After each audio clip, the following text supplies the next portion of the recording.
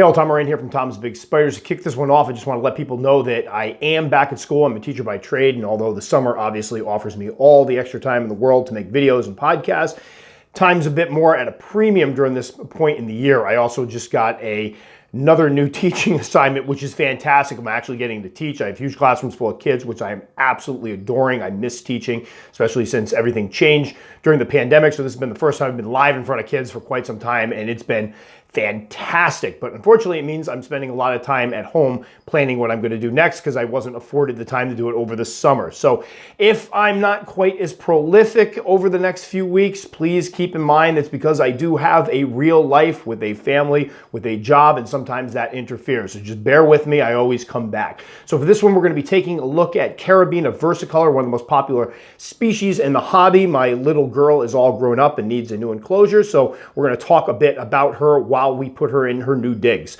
So enough of me talking, let's check out Caribena versicolor, or the Martinique Pinktoe.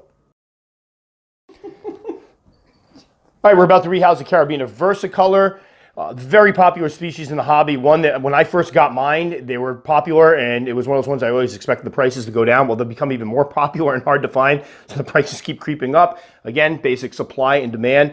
This young lady here, I'm going to try to open it up and see if she'll behave herself. Probably not. She's a little bit crazy.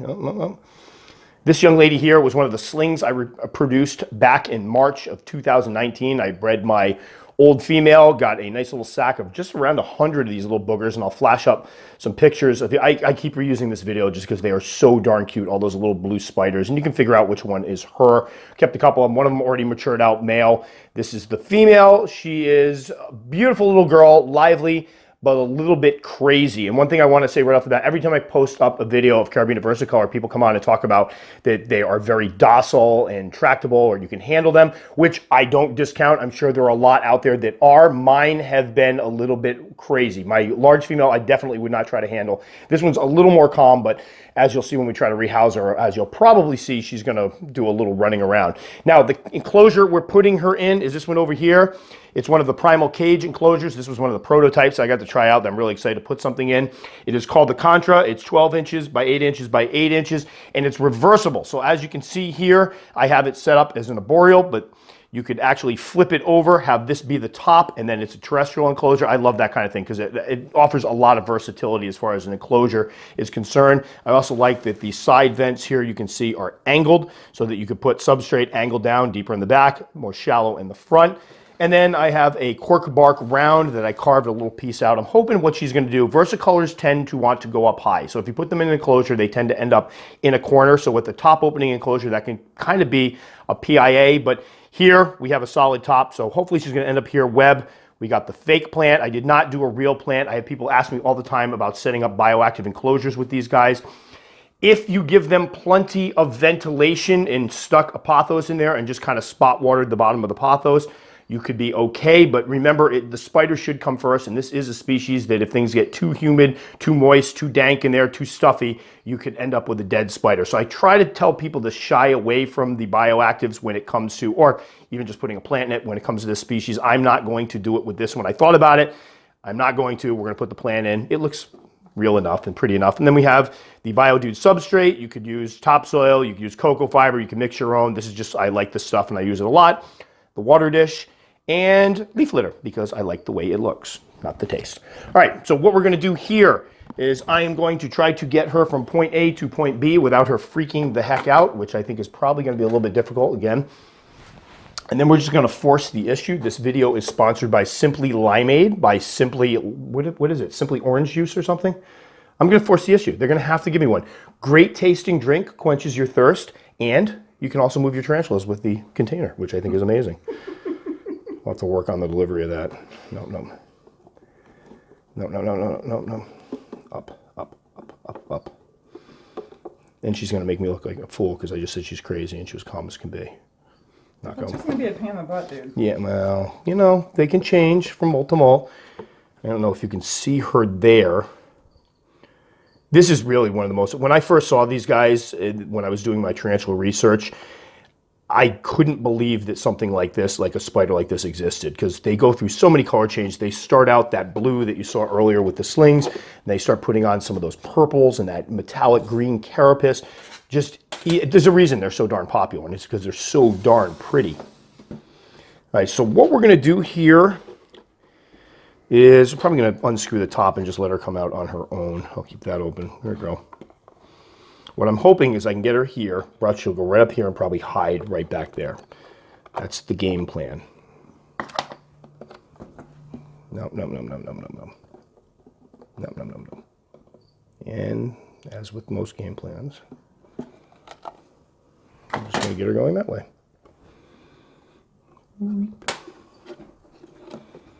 Actually, let's aim her to the top. There you go. No. There you go. There you go. No, she's actually...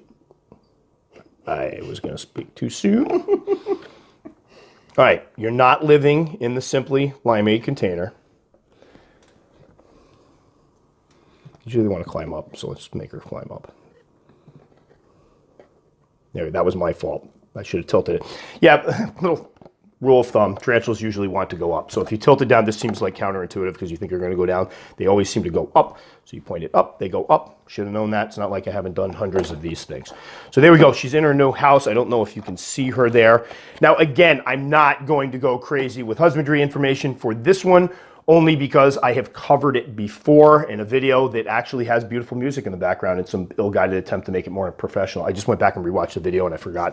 It was one of the ones I kind of added some music in the background, which I now loathe. But anyway, these guys, the biggest issue with them, and I'm just going to throw it out there because we talk about the fact that back in the day you have SAD, sudden avic death syndrome, and these guys used to be under avicularia, and I will group them in with avicularia, and that is when you get an avicularia species, everything's going great, and suddenly you come in one day and it's dead. And what we found out is a lot of people were trying to keep these guys overly moist. It was creating those stuffy conditions that we talked about before, and what we were ending up with, unfortunately, oh, she did go down there, perfect, was dead tarantulas. So what we found is these guys really need paramount, the most important thing, good ventilation. There needs to be good cross ventilation. Yes, they come from areas that are humid, but there is also a lot of breezes that keep the air moving, keep the airflow moving. So we never want to restrict ventilation. We want good ventilation. This has it in the side here, side over here, and even in the front, which is good. If you have a fan in the room, even better, it kind of keeps the airflow moving. As far as whether to keep them moist or dry, a lot of folks will get these guys.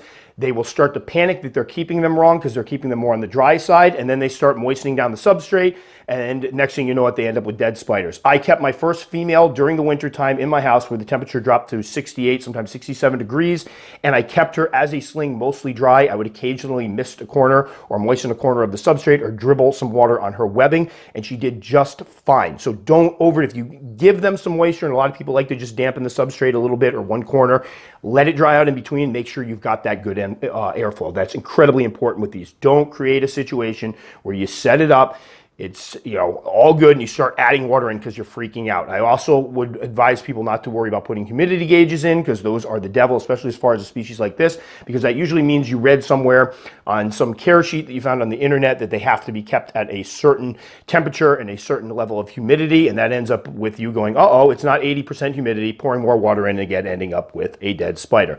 So give them good airflow. You can keep a corner. I advise people, if you want to keep a corner moist, that's fine. If you've got a water dish, this will help immensely. As this water dish evaporates, this moisture will come into the air, so the inside of this enclosure will naturally be more humid than the outside of the enclosure. Misting. I know people kind of talk about misting like it's the devil. I will do some misting. This is a species that will come out and siphon moisture right off the glass. I've seen them drink off of plants before. So if you want to use misting once or twice a week, going in there carefully, not to disturb the spider, misting the walls of the enclosure before bedtime, misting some of the plants, turning the lights out, you'll find usually they'll come out there, they'll drink some stuff off the glass. They will also use water dishes, and I've seen mine drink out of water dishes, and I've seen many other people's drink out of water dishes. So those are the main tips I want to get across with these guys. And again, the temperament thing, again, some of them are very fluffy and adorable, but know that some of them are not. She actually behaved herself, so she made me look like an idiot. My other one, if we got to rehouse her soon, she's nuts. And then the type of urticating hairs. They have type 2 urticating hairs, which unlike most tarantula species, they don't normally kick them off, they will rub them off. So I actually had people tell me that their Caribena versicolor enjoys being held and likes to cuddle with them because it drags its abdomen on them. No, that's it trying to hair you because it's upset. And they can, I believe, if I'm not mistaken, Caribena versicolor is one of the species that has actually been observed kicking the type 2 eradicating hare. So another note there, although I've never seen mine kick, I have seen mine drag hairs. So that will do it for this one. Caribena versicolor, awesome species. I will try to flash some more images up there over this because unfortunately we don't have a lot of shots of pretty spiders. We just have a nice little enclosure. Billy's doing her best, but she went right in that tunnel, which is good because she feels safe and secure. But we'll do updates in the future. But again, awesome spiders. Yes, beginners can keep them, but make sure your information is on point before you start and don't second guess your information that tells you not to keep them overly moist. So again, this one is recommended constantly as a beginner species, and I do think people can do well with them. It was one of the first slings I ever raised personally, and mine did fine. But I also think that they are a little less tolerant of husbandry mistakes. So one species you may overdo it with the moisture a bit, it's completely fine. With a Caribena versicolor, you overdo it with the moisture a bit or don't have enough ventilation, and unfortunately you end up with a dead sling. So please make sure you do your homework before getting them. Feel free to check out my video on them. I mentioned it earlier and I will put a link to it at the end of this video, but there's other ones out there. See what people are doing before you get into them, but do know they are an amazing species that's beautiful. Just one of the few I think that are beautiful from sling right on through juvenile through adulthood. Just nothing quite like them. And for the temperament thing, I just want to make sure that people are aware that although obviously many people talk about theirs being quite handleable and tame, that's not always the case. Of course, my girl just made me look like an idiot by being pretty laid back, but my large girl was just behind me. I fed her a moment ago and she just went berserk. So just keep that in mind when you get them. And if they're rubbing their booties on you, they're not saying hello, they're not cuddling up to you like a dog or a cat, they are spreading their urticating hairs on you because they are basically exhibiting defensive behavior. So just a heads up there. So if you like this video enough to subscribe, very much appreciate it. You click the little circle right on up there. If you want to check out more videos in the meantime, I'll put the old Caribena versicolor video in here and something else up there. And also, if you take the time to comment, know that I will respond. It just may take a couple days. That'll do it for this one, guys. Stay safe. We'll catch you all next time.